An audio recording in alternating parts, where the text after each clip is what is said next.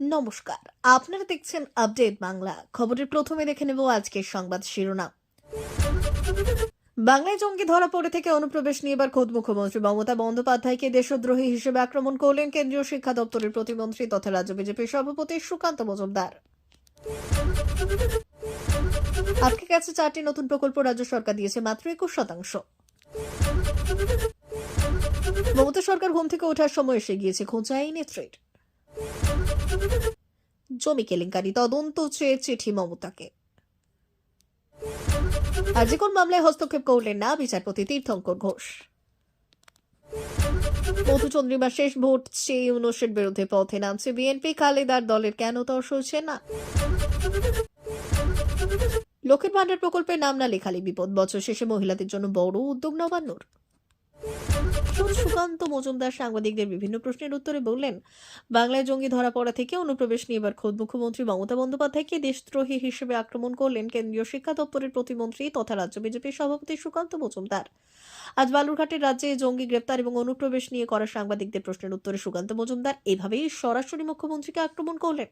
পাশাপাশি গোটা বিষয়টিতে মুখ্যমন্ত্রীকে দায়ী করে এবং তার আরও দাবি, এ রাজ্য সরকার অনুপ্রবেশ ঠেকাতে সীমান্তে কাটাতাটের বেড়া দেওয়ার জন্য জমি দিচ্ছেন না, কেননা এসব সীমান্ত দিয়ে অবাধে গরু পাচারের ও অনুপ্রবেশকারীদের এপিক সেন্টারে পরিণত করছে।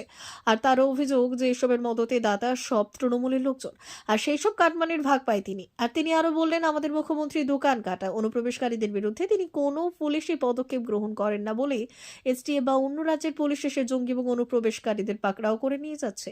এটা বাংলার কাছে লজ্জারও। তিনি আরো অভিযোগ জানিয়েছেন যে এই প্রসঙ্গে মুখ্যমন্ত্রীকে সরাসরি আক্রমণ জানিয়ে বললেন, উনি নিজে একজন ভারতীয় হয়ে দেশের সুরক্ষা ব্যবস্থাকে এসব করে ভঙ্গুর করে তুলেছেন। এরপরই তিনি মুখ্যমন্ত্রীকে সরাসরি দেশদ্রোহী বলে আখ্যা দিয়েছেন। এর পাশাপাশি অনুপ্রবেশ নিয়ে কেন্দ্রীয় প্রতিমন্ত্রী তথা রাজ্য বিজেপির সভাপতি সুকান্ত মজুমদারের অভিযোগ, পশ্চিমবঙ্গ সারা দেশে বাংলাদেশ থেকে অনুপ্রবেশের মাধ্যমে একটা জনবিন্যাসের চেষ্টা চালানো হচ্ছে যাতে হিন্দুদের সংখ্যা কমে যায় দেশে। তিনি সরাসরি এ বিষয়ে তৃণমূলকে দায়ী করে বলেছেন, আপনারা দেখছেন এই অনুপ্রবেশকারীরা এই তৃণমূল নেতা নেতৃত্বের ধরে 10,000 20,000 টাকা খরচ করে জাল আধার কার্ড এবং পরিচয়পত্র জোগাড় করছে। তার আরও অভিযোগ, এভাবেই অনুপ্রবেশের মাধ্যমে দেশের জনবিন্যাসকে বাড়িয়ে ইসলামিক দেশে পরিণত করার একটা চেষ্টা চালানো হচ্ছে।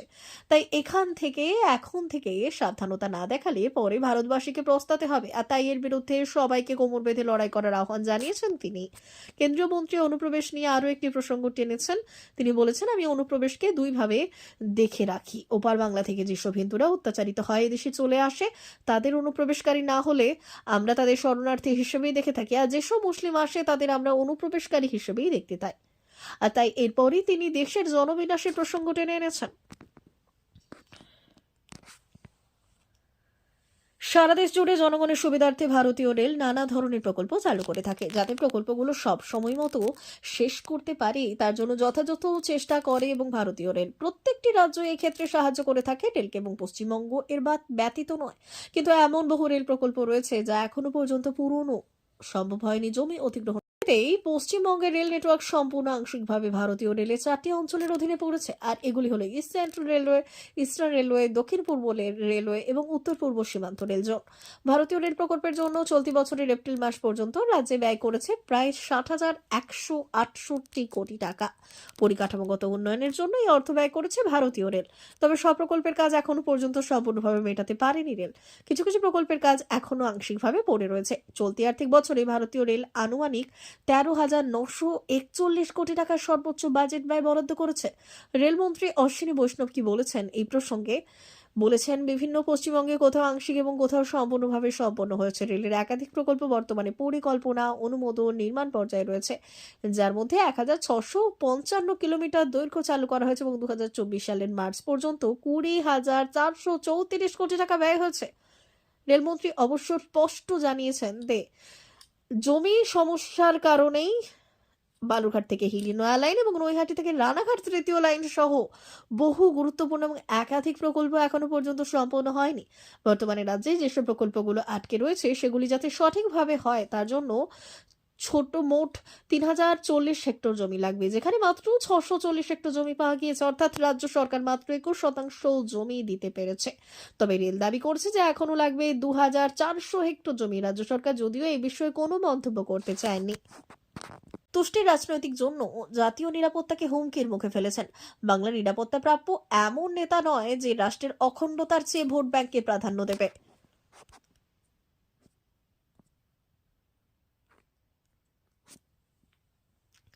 সুপ্রিম কোর্টে বিচারাধীন থাকাকালীন আরজিকর মামলায় হাইকোর্টের সিঙ্গল বেঞ্চ শুনতে পারবে কিনা তা ঠিক করবে ডিভিশন বেঞ্চ।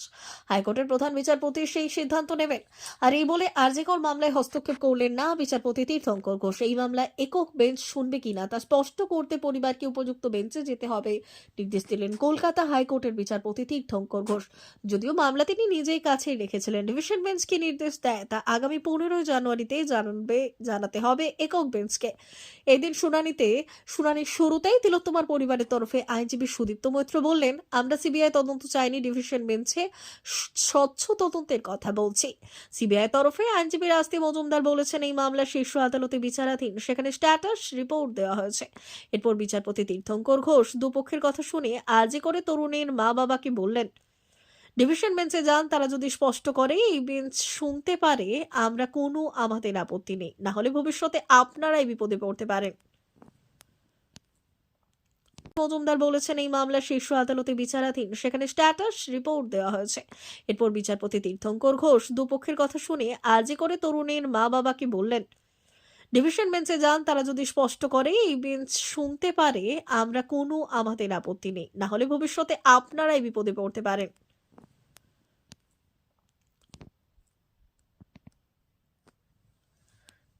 মোহাম্মদ ইউনূসের সরকারের বিরুদ্ধে পথে নামার ডাক দিল খালেদা জিয়ার পার্টি বিএনপি। দলের মহাসচিব মির্জা ফখরুল ইসলাম আলমগীরের কথায়, বাংলাদেশের মানুষ ভাত ও ভোটের অধিকার থেকে আজও বিপন্ন। এই অধিকার দায়ের পথে নামতে হবে। দ্রুত ভোটের দাবিতে নতুন বছরের শুরু থেকেই বিএনপি রাজপথে আন্দোলন শুরু করবে বলে আলমগীর স্পষ্ট আভাস দিয়েছেন। ইউনূস সরকারের সঙ্গে সাবেক শাসক দল বিএনপির মতো বিরোধ একেবারে নতুন নয়। ইউনূসের 4.5 মাসের জমানায় শেষের 2 মাস ধরে সরকারের নানা পদক্ষেপ দিয়ে আপত্তি জানিয়ে ইউনূসের সরকারের বিরুদ্ধে পথে নামার ডাক দিল খালেদা জিয়ার পার্টি বিএনপি। দলের মহাসচিব মির্জা ফখরুল ইসলাম আলমগীরের কথায়, বাংলাদেশের মানুষ ভাত ও ভোটের অধিকার থেকে আজও বিপন্ন। এই অধিকার দায়ের পথে নামতে হবে। দ্রুত ভোটের দাবিতে নতুন বছরের শুরু থেকেই বিএনপি রাজপথে আন্দোলন শুরু করবে বলে আলমগীর স্পষ্ট আভাস দিয়েছেন। ইউনূস সরকারের সঙ্গে সাবেক শাসক দল বিএনপির মতো বিরোধ একেবারে নতুন নয়। ইউনূসের 4.5 মাসের জমানায় শেষের 2 মাস ধরে সরকারের নানা পদক্ষেপ দিয়ে আপত্তি জানিয়ে আসছে বিএনপি। অন্যদিকে রাষ্ট্রপতিকে অপসারণ আওয়ামী লীগের নিষিদ্ধ ঘোষণার উদ্দেশ্যে বিএনপি সায় না দেওয়ায় বিরক্ত ইউনূস এবং বৈষম্য বিরোধী ছাত্র আন্দোলনের নেতৃত্ব। যদিও গোড়ায় অন্তর্বর্তীকালীন সরকারের পাশে থাকার বার্তা দিয়েছিলেন দলের কার্যনির্বাহী চেয়ারম্যান তারেক জিয়া। লন্ডন প্রবাসী নেতার সঙ্গে সুর মিলিয়ে মির্জা ফখরুল সহ প্রথম সারির বিএনপি নেতারাও ইউনূস সরকারকে সমর্থনের কথা ঘোষণা করেছিলেন। এমনকি ইউনূস সরকারকে সফল করে তুলতে বিএনপি সর্বদা পাশে থাকবে বলে কথা দিয়েছিলেন দলের নেতারা। কিন্তু সরকারের 4 মাস পূর্তির পরই বিএনপি সুর বদলে ফেলেছে। জাতীয় সংসদ নির্বাচন নিয়ে স্পষ্ট করে সরকার অবস্থানও জানিয়েছে। বিএনপি জানিয়ে দিয়েছে, নির্বাচনের জন্য তারা অনন্তকাল অপেক্ষা করবে না। গত 16 ডিসেম্বর বিজয় দিবসের ভাষণে ইউনূস জাতীয় উদ্দেশ্যে বলেছে যে আগামী বছরের শেষ বা 2026-এর গোড়ায় ভোট হতে পারে। তখনই বিএনপি বলেছিল, নির্দিষ্টভাবে সময় জানানো দরকার হবে, ভোট হবে, কারণ রাজনৈতিক দলগুলি প্রস্তুতি নিতে হবে। পরদিন ইউনূসের প্রেস সচিব শফিকুল আলম জানিয়েছিলেন, ভোট হতে পারে 2026-এর জুন নাগাদ, অর্থাৎ আরও 1.5 বছর অপেক্ষা করতে হবে। এর আগে সরকারের একাধিক উপদেষ্টা ভোটের সম্ভাব্য 3 তারিখ নিয়ে মুখ খুললেন। ফলে ভোট কবে হবে সেই বিষয়টি অস্পষ্টই থেকে যাচ্ছে। আওয়ামী লীগ এই মুহূর্তে বাংলাদেশের রাজনীতি ময়দানে তেমন সক্রিয় নয়। এই পরিস্থিতিতে সরকারের সঙ্গে মোকাবিলার কৌশল নিয়েছে বিএনপি। তারা নির্বাচনকে সবচেয়ে গুরুত্ব দিচ্ছে। সেই সঙ্গে ইউনূসের জামানায় জিনিসপত্রের লাগাম ছাড়া দাম দিয়ে জনক্ষোভকে কাজে লাগাতে চাইছে খালেদা জিয়ার দল। এ ব্যাপারে পার্টির অবস্থান তুলে ধরতেই সোমবার রাতে ঠাকুরগাঁওয়ের সভায় সরব হলেন বিএনপির মহাসচিব মির্জা ফখরুল ইসলাম আলমগীর। সেখানে বিএনপির সভায় জনতার উদ্দেশ্যে ফখরুল ভাত এবং ভোটের দাবিতে পথে নামার ঘোষণা করেছেন। বলেছেন, গণ অভ্যুত্থানের মতো বিপুল সংখ্যায় পথে নামতে হবে, ভোট এবং ভাতের অধিকার ছিনিয়ে আনতে হবে। আসলে ভোট নিয়ে অন্তর্বর্তী সরকারের টালবাহানায় সবচেয়ে বিপাকে পড়েছে বিএনপি। এই মুহূর্তে বাংলাদেশে আওয়ামী লীগের হারানোর কিচ্ছু নেই। তারা ঘুরে দাঁড়ানোয় কৌশল চূড়ান্ত করে উঠতে পারেনি। আর এই পরিস্থিতিতে বিএনপি মনে করেছিল যে ক্ষমতায় ফেরার সুবর্ণ সুযোগ হাজির হয়েছে তাদের সামনে। যদিও গণ অভ্যুত্থানের পর জন আকাঙ্ক্ষা বিবেচনায় রেখে তারা ইউনূস সরকারের পাশে থাকার কথা বলেছিল। কিন্তু কয়েক মাস কাটতেই বিএনপি নেতারা বুঝতে পারছেন যে অন্তর্বর্তীকালীন নয়, ইউনূস দীর্ঘমেয়াদে সরকারে থাকতে আগ্রহী। আর সেই কারণে সংস্কারের লম্বা তালিকা পেশ করেছেন তিনি। আরও একটি কারণে বিএনপি দ্রুত ভরছে সরব। বৈষম্য বিরোধী ছাত্র আন্দোলনের নেতৃত্ব ১-১.৫ মাসের মধ্যে তাদের রাজনৈতিক দল গঠন করতে চলেছে। জাতীয় নাগরিক কমিটির মাধ্যমে তারা ইতিমধ্যেই থানা পর্যায়ে সংগঠন করে ফেলেছে। বিএনপি মনে করছে ছাত্ররা দল গড়লে পরিস্থিতি বদলে যেতে পারে। আওয়ামী লীগের অনুপস্থিতিতে ফাঁকা মাঠে গোল দেওয়ায় যে বাসনা তাদের ছিল তা পূরণ হবে না। ছাত্ররা রাজনৈতিক দল গঠন করলে সম্ভাব্য নতুন প্রতিপক্ষকে নিয়ে চিন্তিত খালেদা জিয়ার দল। তাই বিদায়ী বছরেই নতুন বছরের কর্মসূচি ঘোষণা করে দিলেন মির্জা ফখরুল। গুলির মধ্যে একটি প্রকল্প হলো লক্ষ্মীর ভান্ডার প্রকল্প। লক্ষ্মীর ভান্ডার প্রকল্পে নাম না থাকলে পড়তে পারেন বড় বিপদে। রাজ্যের জনপ্রিয় প্রকল্পগুলির মধ্যে একটি হলো লক্ষ্মীর ভান্ডার প্রকল্প। এই প্রকল্পে মহিলাদের মাসে ১,০০০ টাকা, পিছিয়ে পড়া তফসিলি জাতি এবং উপজাতির সদস্যদের মাসে ১,২০০ টাকা করে দেয় রাজ্য সরকার। ৬০ বছর বয়সের জন্য লক্ষ্মীর ভান্ডার প্রাপকরা স্বয়ংক্রিয় পদ্ধতিতেই বার্ধক্য ভাতার সুবিধা পেতে পারেন। আলাদা আবেদনের প্রয়োজন পড়বে না। ইতিমধ্যে এই প্রক্রিয়া কার্যকরী করার জন্য পদক্ষেপ করছেন রাজ্য সরকার। তৈরি হয়েছে খসড়া। যারা লক্ষ্মীর ভান্ডার পেতে পেতে বার্ধক্য ভাতার আওতায় আসবেন তাদের ক্ষেত্রে আয়ের ঊর্ধ্বসীমা তুলে দিতে চলেছে রাজ্য সরকার। এর ফলে রাজ্যের কয়েক লক্ষ মহিলা উপকৃত হবেন বলেও আশা করেছেন। বর্তমান নিয়ম অনুযায়ী উপভোক্তাদের প্রতি মাসের আয় ১,০০০ টাকার নিচে থাকলে তবে বার্ধক্য ভাতার ১,০০০ টাকা তারা পান। নবান্ন যদি নতুন পদক্ষেপ কার্যকর করে, অর্থাৎ লক্ষ্মীর ভান্ডার পেতে পেতেই বার্ধক্য ভাতার খাতায় নাম সরাসরি উঠে গেলে তাদের জন্য আর আয়ের ঊর্ধ্বসীমা বাধা হয়ে দাঁড়াবে না। নবান্ন সূত্রে খবর, এই বিষয়ে খসড়া তৈরি করে গেছে এবং শুধুমাত্র মন্ত্রিসভায় অনুমোদনের অপেক্ষায় রয়েছে। মন্ত্রিসভায় অনুমোদন হলেই এই বিষয়ে নির্দেশিকা জারি করা হবে বলে নবান্ন সূত্রে খবর। প্রশাসনিক পদক্ষেপও শুরু করার অপেক্ষায় রয়েছে নবান্ন। লক্ষ্মীর ভান্ডারের নেই আয়ের ঊর্ধ্বসীমা। আগামী দিনে বার্ধক্য ভাতাতেও থাকবে না আয়ের ঊর্ধ্বসীমা।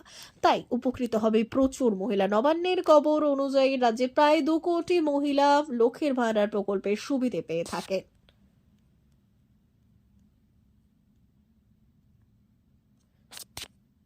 প্রিয় দর্শক, এখনকার মতো খবর এই পর্যন্তই।